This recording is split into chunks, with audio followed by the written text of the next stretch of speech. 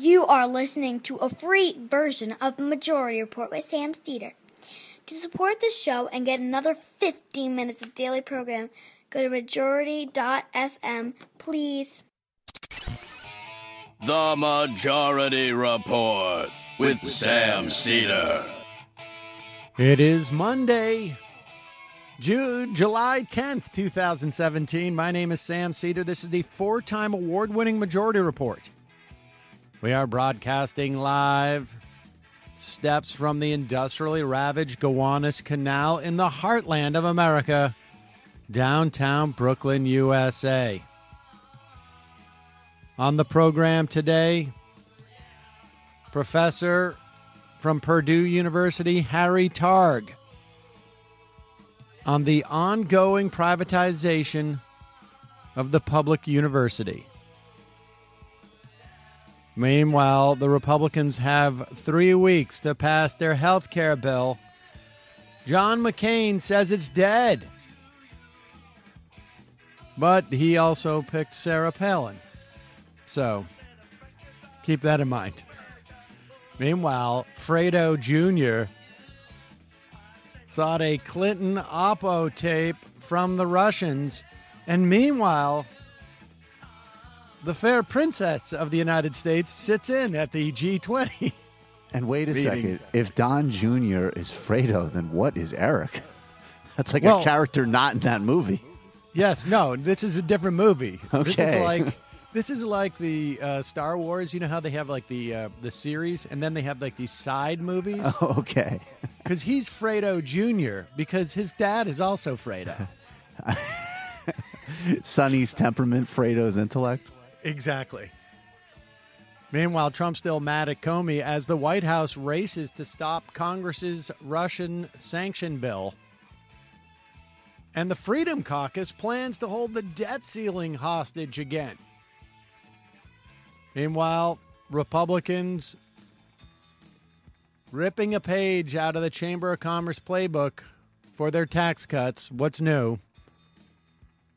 And lastly, another ag gag law found unconstitutional. All this and more, ladies and gentlemen, on today's Majority Report. Now, I should tell you folks right up front, I sort of lied, as it were, about where I was. I am at a remote location for the week. But as you can see, we can still do the show. Matt and Michael are in Brooklyn, and Kelly is on paid administrative leave. I need you guys also. I need you guys to send me the sound sheet as well. I have not received. That. At one of your email addresses, I'll IM you. Okay. Thank you. Just tell me which one. Just say it on the air. Just say it. Just say it's. Oh, please. It's at Shmuley Botaic Cedar. Okay. I got that. All right. Before we go any further, let me just remind you that with everything that's going on in our world, it can be hard to keep up with the latest political stories, the perspectives, all of it. That's why I love Texture. I mean, how do you think I can do all of the reading I do to do this show? Well, Texture is an app that lets me read trusted sources, basically any ones that I choose, all from the convenience of my phone or tablet. With 200-plus magazines available, Texture puts an endless supply of in-depth interviews and articles into the palm of your hand. I've told you, folks, when I'm on the road, I take my little iPad, and I basically have my own created magazines. Plus, the best thing about Texture for me, personally, is that it also gives me an opportunity to catch up with stuff that's not politics, frankly. So I can check on what the best design is for wood storage on Family Handyman. Or I can look and see what's going to give me the best speed on my router. From, I don't know, any number of the tech magazines there. But Wired's there. They don't do that stuff as much, Wired, but a little bit. And thanks to Texture's daily recommendations and exclusive interactive features, you can easily pinpoint the articles that you want to read. Plus, Texture is searchable, so you can mark what you like, check out old issues, or view bonus video content seamlessly. Everything from National Geographic to Fast Company to Rolling Stone, available for way less in the Texture app. It was selected as one of Apple's top 2016 apps. Texture's normally $9.99 a month, but if you sign up right now at texture.com/majority, you get a 14-day free trial. $9.99 is worth like what, 2 magazines now, right? Oh. Your subscriptions. Yeah. Is it even maybe even less. And you for $9.99 you have access to 200. New Yorker, New York Magazine, those two alone. 14 days, try Texture for free. Go to texture.com/majority. That's texture.com/majority. And ladies and gentlemen, now that Kelly is on paid administrative leave, it's a good time to talk about ZipRecruiter. Folks, are you hiring? Do you know where to post your job to find the best candidate? I don't, but I don't have to because I just post it on ZipRecruiter and it goes to 100 plus job sites. They have this powerful technology that matches the right people to your job better than anyone else. That's why ZipRecruiter is different. Unlike other job sites, ZipRecruiter doesn't depend on candidates finding you. It finds them. 80% of jobs posted on ZipRecruiter get qualified candidate in just 24 hours. And the best part for me, you don't have to juggle emails or calls to your office. You screen, rate, and manage candidates all in one place with ZipRecruiter's easy-to-use dashboard. Find out today why ZipRecruiter has been used by businesses of all sizes to find the most qualified job candidates with immediate results. And now, my listeners can post jobs on ZipRecruiter for free. What? That's right, free. Just go to ZipRecruiter.com/majority. ZipRecruiter.com/majority. One more time to try it for free. Go to ZipRecruiter.com/majority, ladies and gentlemen. Matt, will you put what is the sound clip that we want to play first right now before we get to the interview? Oh, I don't know, Michael. Do you have one? Do you want to get I into would the like Russia to stuff? do this. I would actually kind of like to play this Ted Cruz sort of game he did with Chuck Grassley and Chuck Schumer with Stephanopoulos. All right, let's hear this. This is number 2, and it's kind of funny. He's playing a real game here, undermining Grassley. It'll take just a moment. You got it, Matt? Could be an uphill fight with some of your colleagues, including Senator Chuck Grassley of Iowa, is worried what it's going to mean for pre-existing coverage of pre-existing conditions. Here's what he said to Iowa Public Radio about your proposal. There's a real feeling that that's subterfuge to get around pre-existing conditions. And if it is, in fact, subterfuge and it has the effect of annihilating the pre-existing condition requirement that we have in the existing bill, then obviously I would object to that. What do you say to Senator Grassley? Well, look, I think we're making steady progress, and I think the conversations have been collaborative and in good faith. I don't think we should be deceived by Chuck Schumer and his attacks and misstatements. But that's Chuck Grassley, not Chuck Schumer. I understand that, but what's being repeated there is what Schumer said this week, which is that he called it a hoax. And listen, Chuck Schumer and Barack Obama know a lot about health care hoaxes. All right, so basically what's going on here is Ted Cruz is trying to push this, I think it's called the Consumer Freedom Choice Amendment, something to that effect, which, of course, basically says, okay, you can retain those aspects of the patient protections in the Affordable Care Act as long as insurance companies are allowed to sell one plan that is not compliant to the minimum standards set by Obamacare. Now, of course, that will be much cheaper because it will be crap insurance. It will also attract younger and healthier people because they don't feel like they need real health insurance.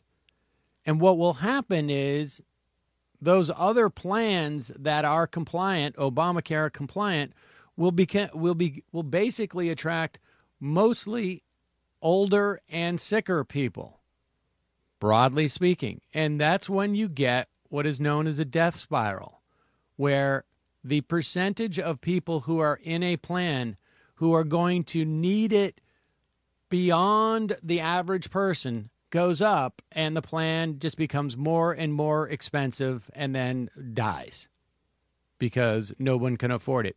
That's also basically what the high-risk pools are. They are just basically death spiral pools, available only for people with a ton of money who need a ton of health insurance.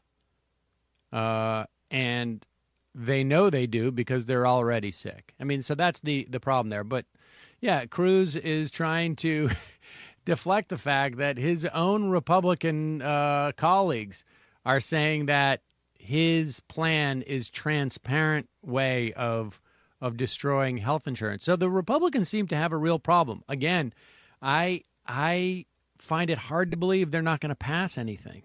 But they only have a couple more weeks to do so, and I don't know. They better get to it.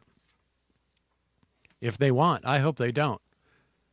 And then, of course, Cruz's fallback position is, and we'll talk about that later in the program, is to just go back to let's repeal it, have it kick in after the 2018 midterms, and then let's figure out what we're going to replace it with. Now, the good news is I'm not losing any sleep on this. Why? Because Amazing transition. Thank you.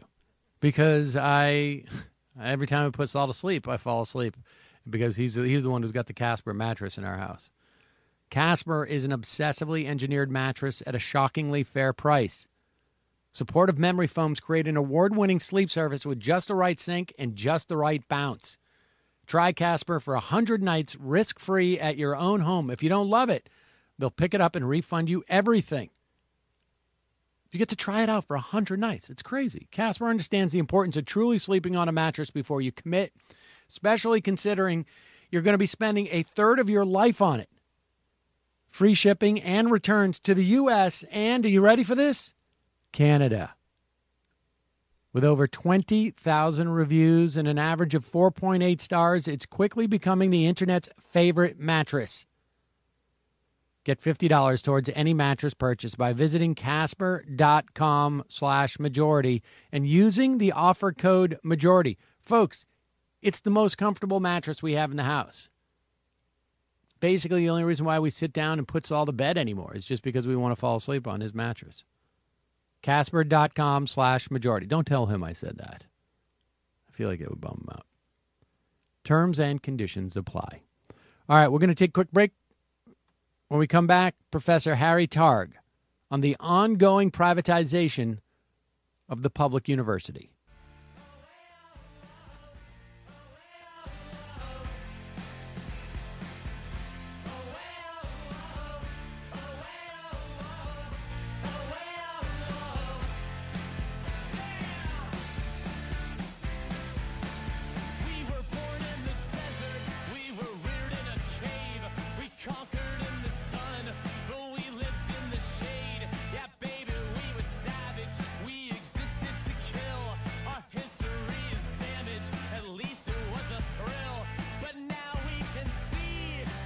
We are back. Sam Seder on the Majority Report on the phone. It is a pleasure to welcome to the program Professor Harry Targ, a professor in the Department of Political Science at Purdue University, on his piece in The Jacobin, An Education Worth Fighting For. Welcome to the program, Harry. Thank you very much. Appreciate it. So give us you start your piece with Mitch Daniels, the former governor of Indiana, the current president of Purdue University, that he was announcing the purchasing of Kaplan University this past April. I mean, tell us what the implications are of that purchase.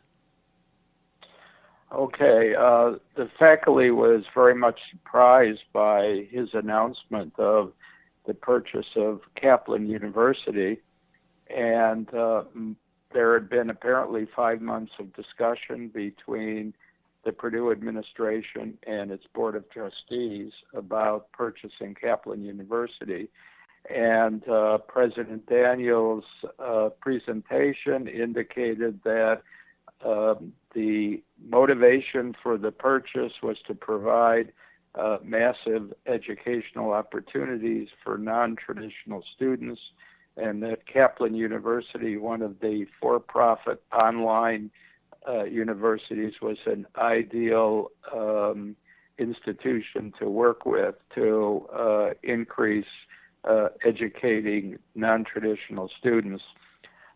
Much of the details of the purchase and the arrangement and the relationship between Kaplan University and Purdue remained unclear. As far as I can tell, they remain unclear today. Secondly, as we began to look at some of the literature on Kaplan University, they've been subjected over the years to suits, as have many other for-profit universities, for promising students more than they could deliver, and substantial numbers of students borrow money to go to Kaplan and don't end up with a degree that leads them to jobs. There is a question of curriculum. It's unclear what fields are going to be offered at Kaplan through Purdue or Purdue through Kaplan. So there are a whole array of unanswered questions that emerged from Mitch Daniels' surprise announcement. And again, they have not been clarified since. As I began to, you might, yeah. Well, let me.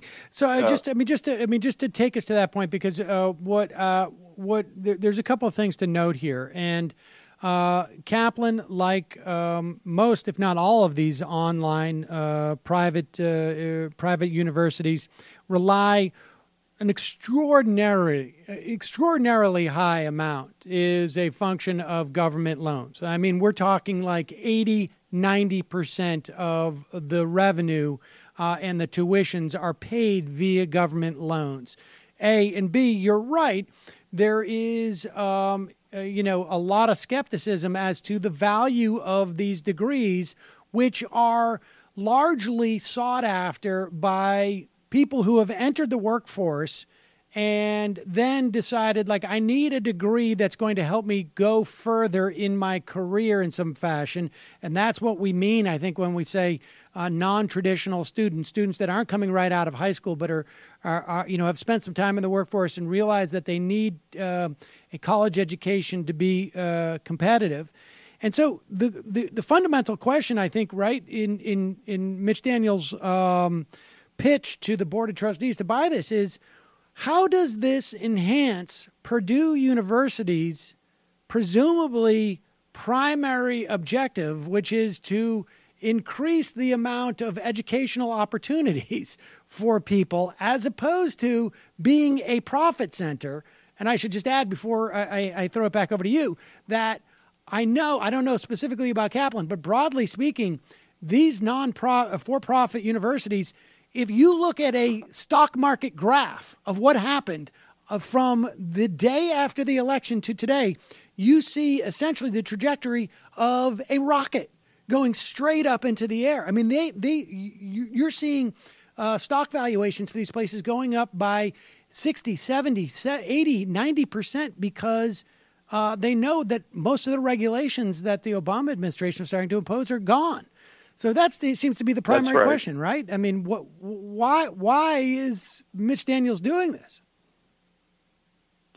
Well, that remains an open question to us faculty. One, the decisions were totally non-transparent, so the faculty haven't been involved. It's unclear how the Purdue faculty will participate in curricular decisions and development of programs. It's unclear what role the Kaplan University faculty will play. It's unclear what percentage of the Kaplan faculty are in fact credentialed the way Purdue faculty are.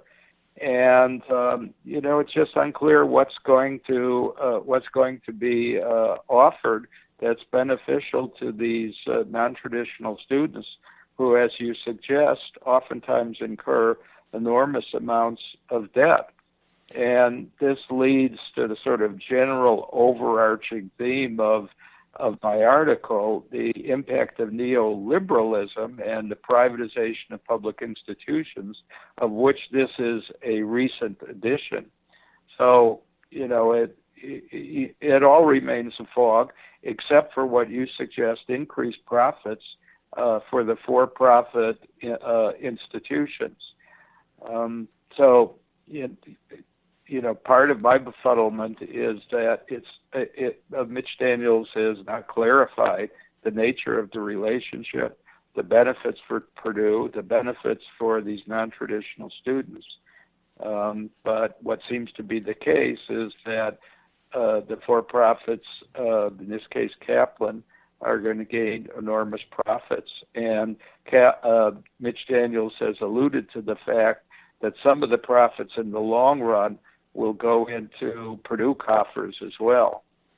So now Purdue is a public university. That's right. It's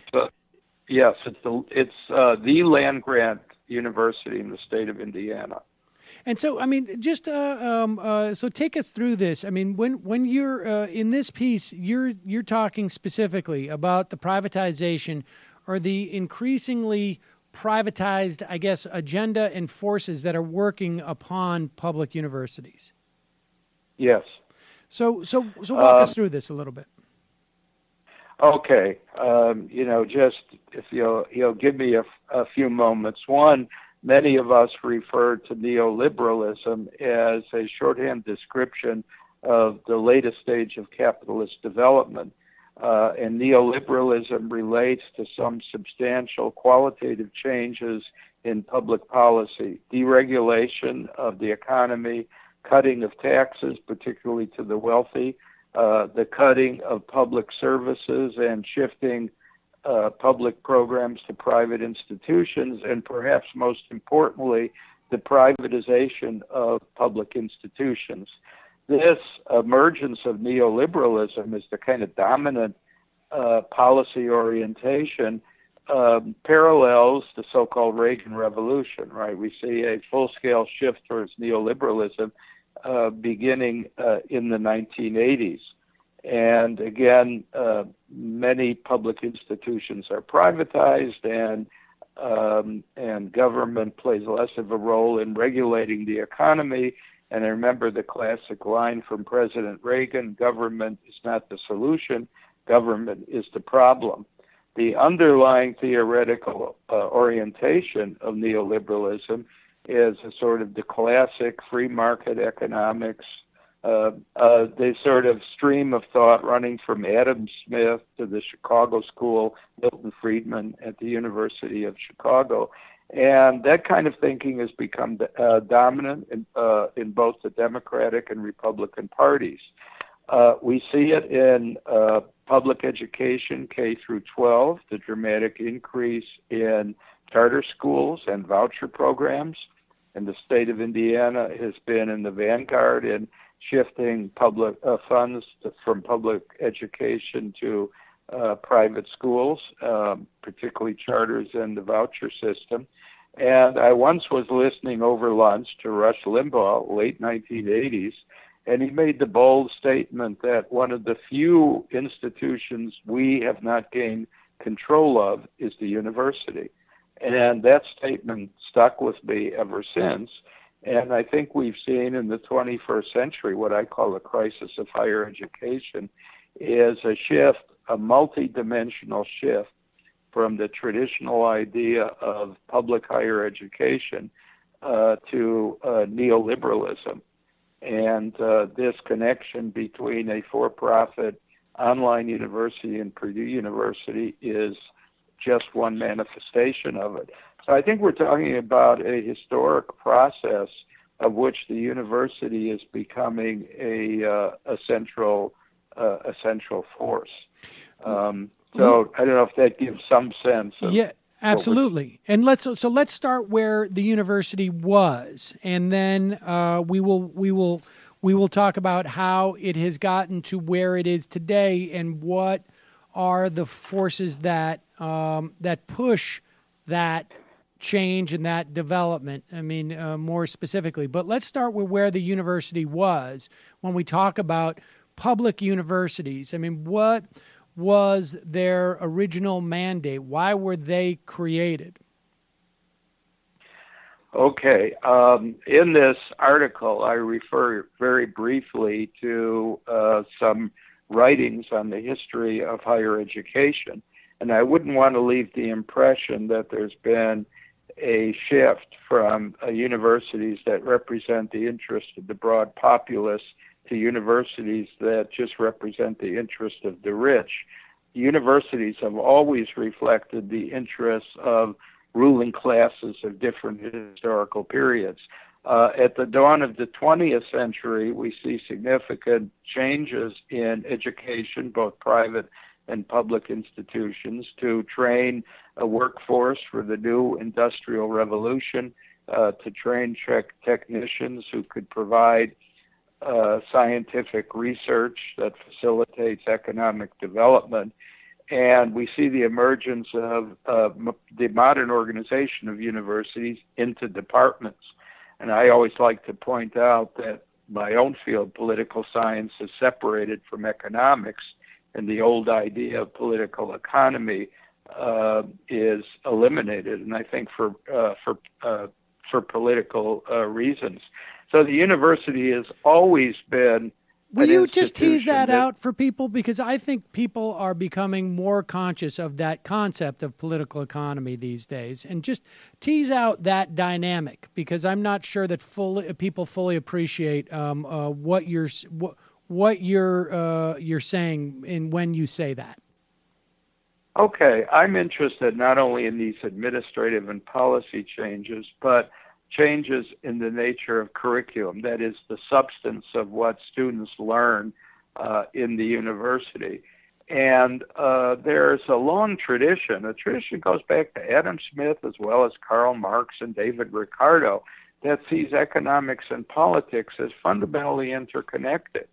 So that if you're analyzing political phenomena, whether the issues involve economic cycles and unemployment and inequality and so on, the analyses always try to show the connections between the economic phenomena, the economic processes, and the political decisions that had some clear connection to these economic changes.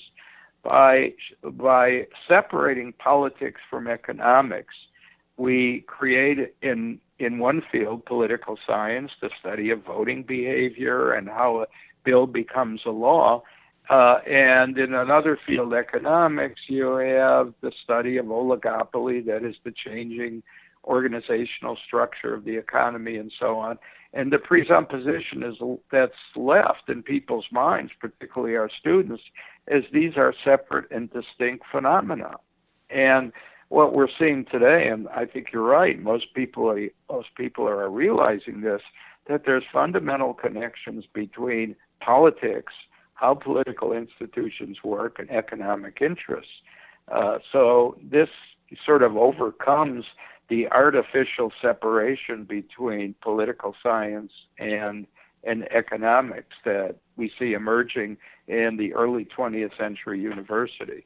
So I don't know if that helps. Absolutely. I mean, I think the idea is that once we separate politics from economics as a discipline, you could make, it appears as if the relationship between politics and economics is not too dissimilar. The relationship between politics and weather, let's say.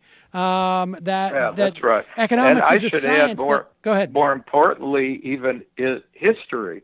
That so much of among the struggle over the transforming curricula and the shift to STEM, that is science, technology, engineering, and mathematics, and away from liberal arts, is to extrapolate knowledge from historical context as well.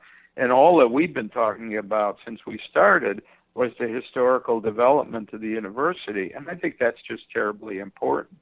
And I've been worrying about, for example, the crisis on the Korean Peninsula.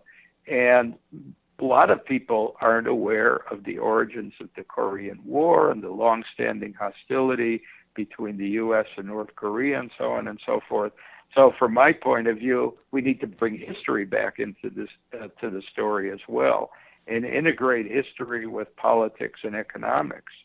And so the impact of these changes on the curricula, on the substance of what students are taught and expected to know, is impacted as well as these sort of administrative changes and who makes profit from the university and so on. And perhaps what's being taught in the curriculum is maybe the most important part of this dilemma.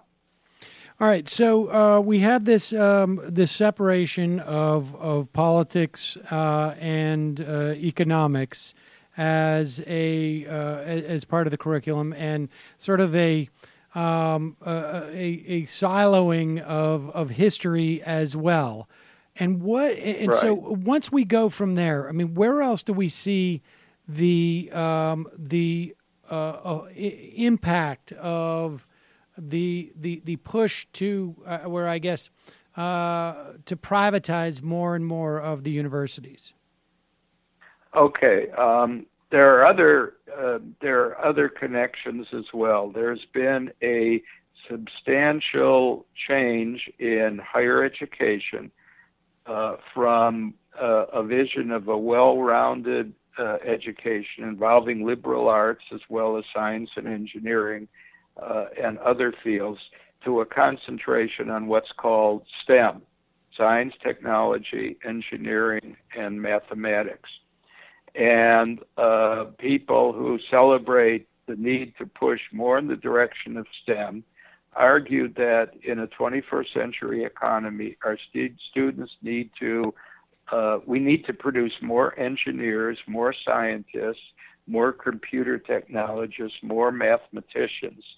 And therefore, the liberal arts are less salient and important than they may have been in the past. Furthermore, one metric that is used to evaluate the success of the university is job placement.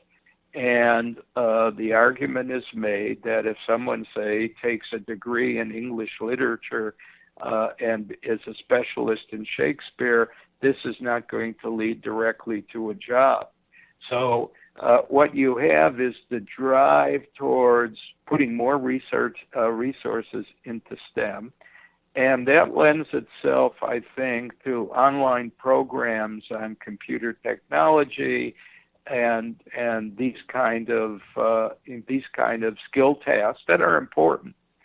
I've looked at some literature on the debate about STEM in the Chronicle of Higher Education and other sources that argue that we're producing more STEM graduates than there are jobs for them in the overall economy. So in other words, we're turning out more computer scientists, we're turning out more civil engineers than the economy can handle.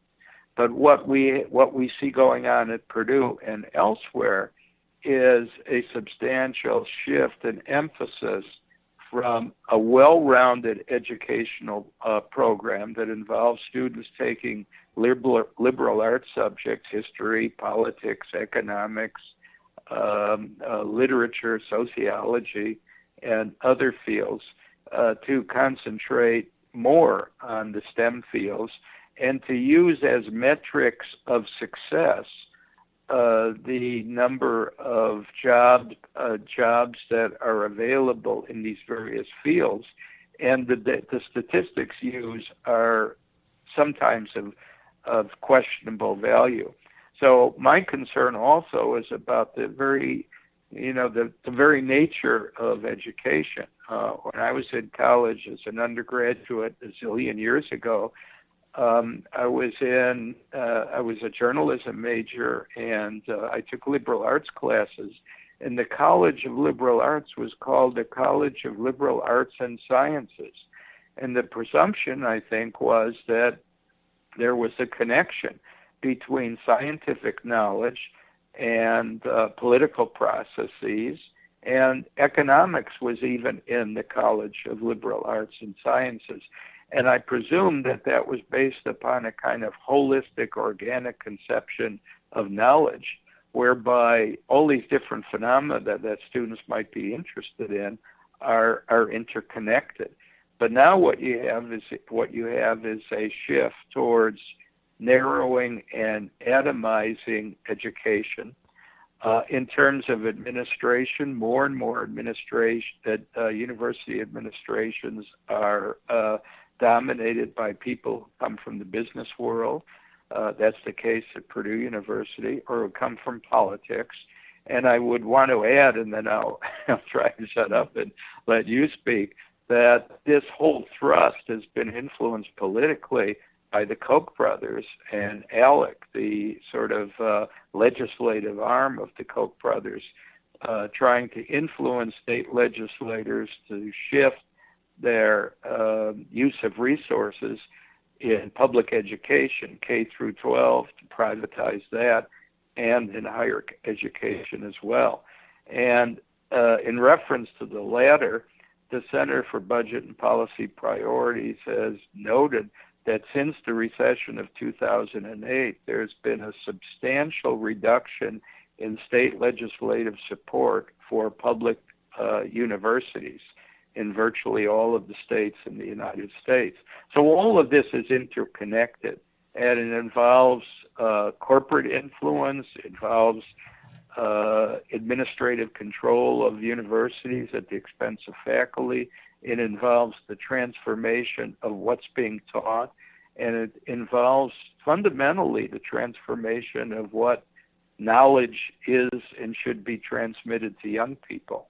And I would say that the last point that you're making is both, it seems to me, both sort of the means of this cycle and the ends of this cycle on some level, right? I mean, if we start with the premise that an education is to presumably make you a better person, really, I guess in the context of our society, a more well-rounded citizen, one who is aware of all the influences on society and ultimately, hopefully, will use that education to make society, to improve society in some fashion, in a myriad of different ways.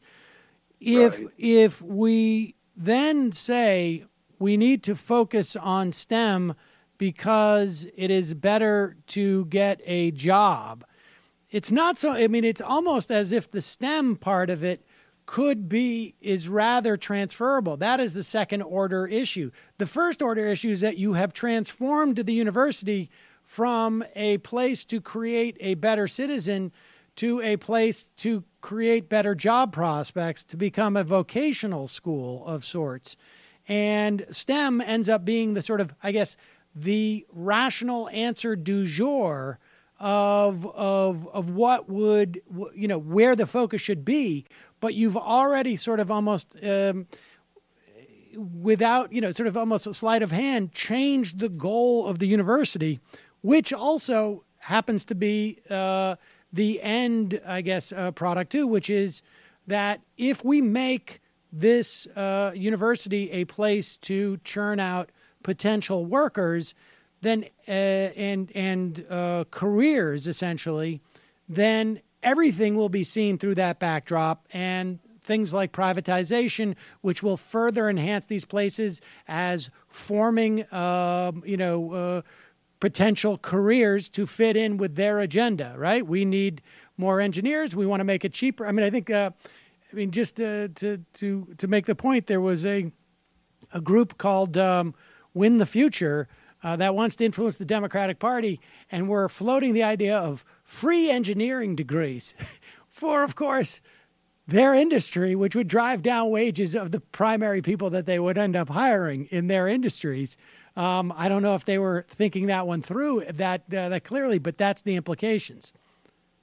Right. I thought your summary was excellent. That's really what I'm trying to get at. It's a multidimensional transformation. The one thing I would add in this whole history of this sort of the use of higher education for purposes of the economy and political elites is that there's embedded in higher education almost an ideology, call it academic freedom, and the public acceptance of the proposition that a university ought to be a place where where ideas are contested. And there's that theme that runs throughout the history of higher education as well. And so what I would argue is that with the changes that you so aptly described, and I totally agree with, there also exists from time to time patterns of resistance, sometimes more effective and articulate than others. And we saw in the 60s one manifestation of this resistance. Clark Kerr, the president of the University of California system, talked about the multiversity, and he talked about the university connected with the corporate world and America's national purpose on the world stage and so on. And that vision, stimulated lots of the protest, the student protest of the 60s. And I think we see today various forms of resistance as well. And some faculty and organizations like the American Association of University Professors continue to argue, one, that university policy should be based upon shared governance, that is, faculty have a role in decision-making, and two, that academic freedom ought to prevail. And so dominant ways of thinking, say about a separation of politics and economics, should be freely challenged by those who take a different perspective. And so there does exist resistance on the campus as well. And I think we're at a point in time now where the sort of mobilization of discontent around the country is also finding similar manifestations at college campuses. You point out in your piece that in March of 2015, Mitch Daniels, the president of Purdue University, testified before a U.S. House subcommittee on an idea or a recommendation of income share agreements. And this is, I somehow I missed that. And I got to say, it is stunning. It is as if, it really is sort of, I feel like this dynamic is what I would use as a metaphor for some policies that I disagree with. Never mind it actually being a policy. Tell us what that means, an income share agreement. Because I think it illustrates the dynamic that we have in this country now, where it is. Maybe this is going a little too far, but it's a similar dynamic, and it shows to me the problem with the idea of debt-free college as opposed to free college. Because exactly, just tell us what that is. Yes, the proposal is something like that. President Daniels in Purdue is soliciting alums to loan students money to pursue their academic degrees. And any student who takes a loan from an alum or some committee that allocates the funds signs an agreement, a payback agreement over several years after they secure a job. I think Daniels has indicated there are about 150 students now who have taken this income share agreement. And again, the idea is to establish a system whereby wealthy alums, in a sense, indenture these students who will pay back money over time. I assume whoever oversees the loan arrangement will decide what students and what fields are worthy of loans and what ones are not. Your question and your point implies that there's another way to go. That is Bernie Sanders' idea of free tuition, free education for everyone. And free education implies that education is not just for individuals, but is a public good, that an educated population, an educated citizenry is as vital to the maintenance of a democratic and flourishing society as the building of bridges and roads and lots of other things. So I would argue that the Sanders proposal, diametrically opposed to the income share agreement, is much more in keeping with the tradition of education as a public good. And, we should, fight vigorously for the Sanders kind of proposal. I mean, this should be obvious to people, but what we're talking about is, not having a market-based decision as to whether or not, certain people are going to be able to go through their college experience, their university experience, without owing a ton of money, because they're not going to invest in teachers, they're not going to invest in social workers, exactly. They're not going to invest in writers or artists or whatnot. I mean, broadly speaking, and even if they were, it's still, I think, sort of it reeks of indentured servitude. It really does, yes. And I would say too, even if we were to provide a sort of a government-based or some type of, you can work here's a work share during that time. The idea that we would saddle people who want to go into teaching or any other profession for that matter, who don't have the same income as their classmates or their same wealth as their classmates, that they're going to have a fundamentally different experience or less time to excel or whatnot, because they've got to work during that time.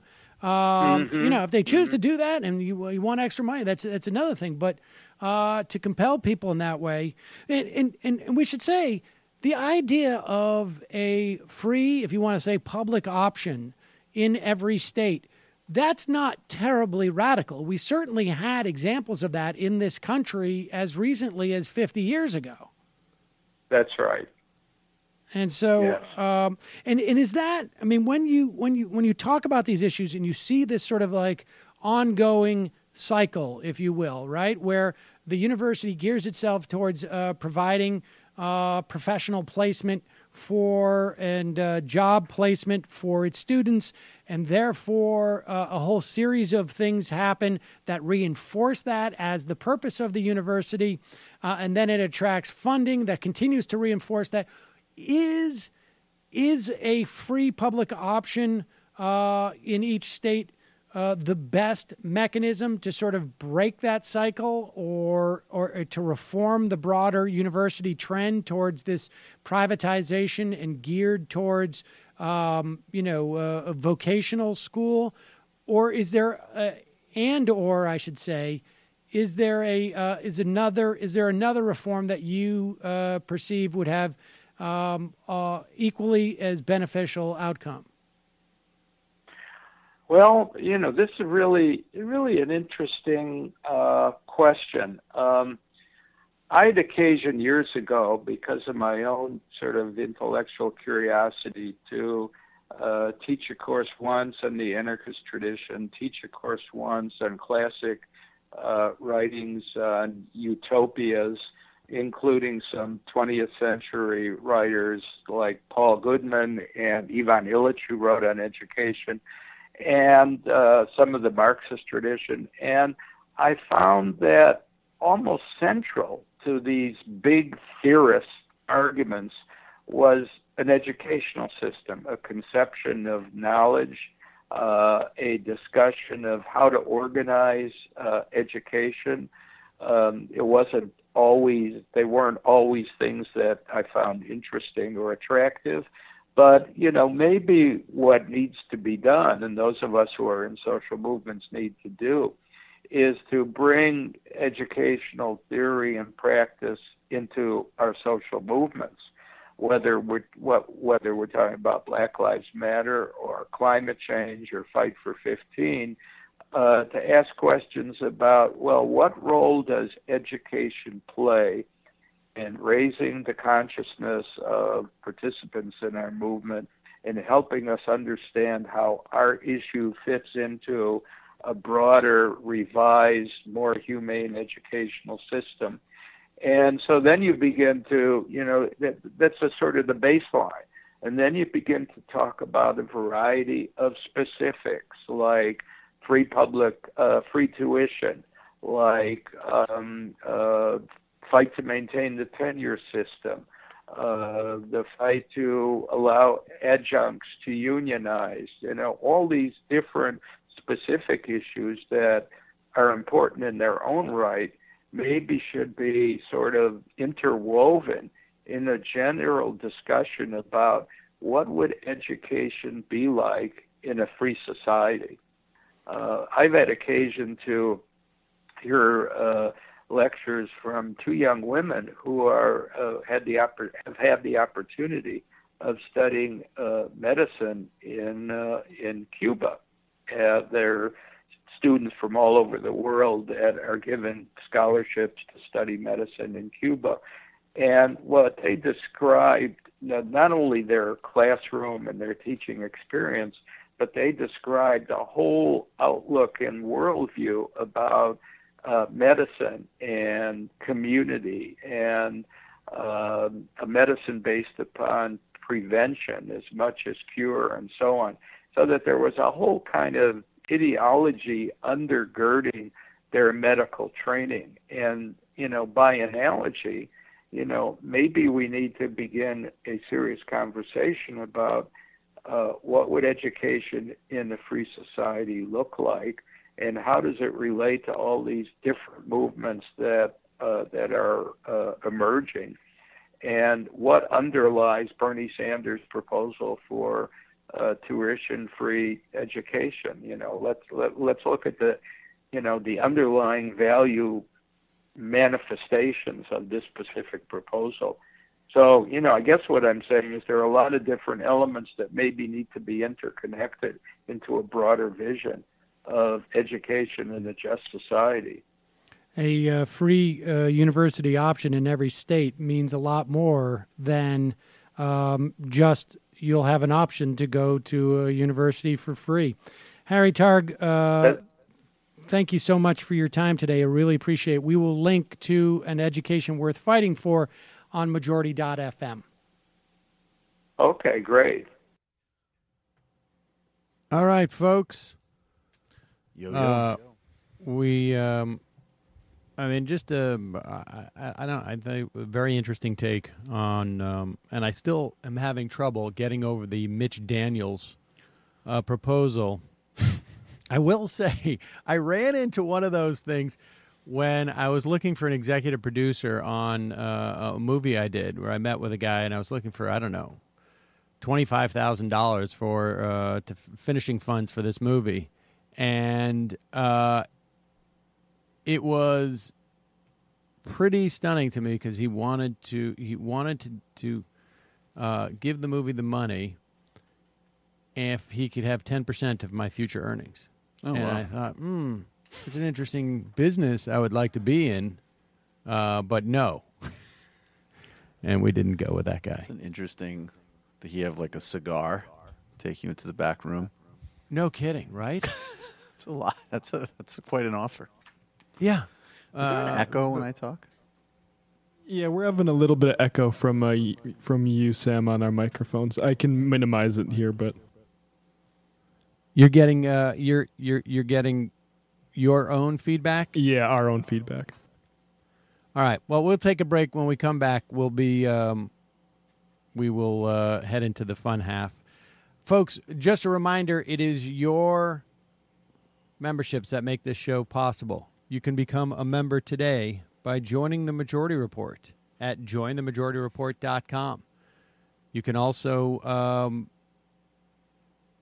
Buy your coffee from justcoffee.coop. Fair trade coffee, tea, or chocolate. Use the coupon code majority, get 10% off. Also, if you buy your stuff from Amazon or from jet.com, do so at our link at majorityreportkickback.com. That's majorityreportkickback.com. You will notice no difference, but we will get a kickback.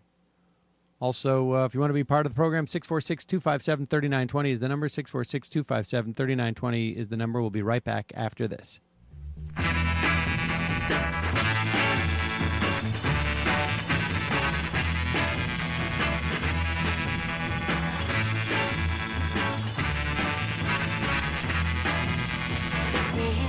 All the time. She said, no, no, no, no. Like to speak my mind. She said, no, no, no, no. And I know her time's not free. She didn't waste none on me. Situation sad. She said, no, no, no, no, things are looking bad. She said, no, no, no, no, and if it was up to me, I'd tell her a thing or three.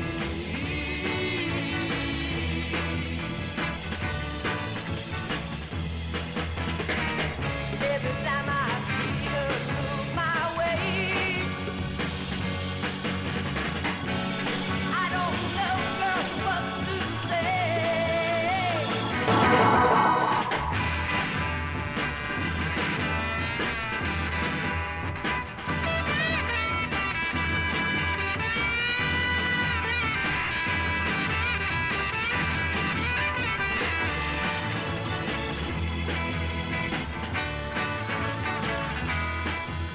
Situation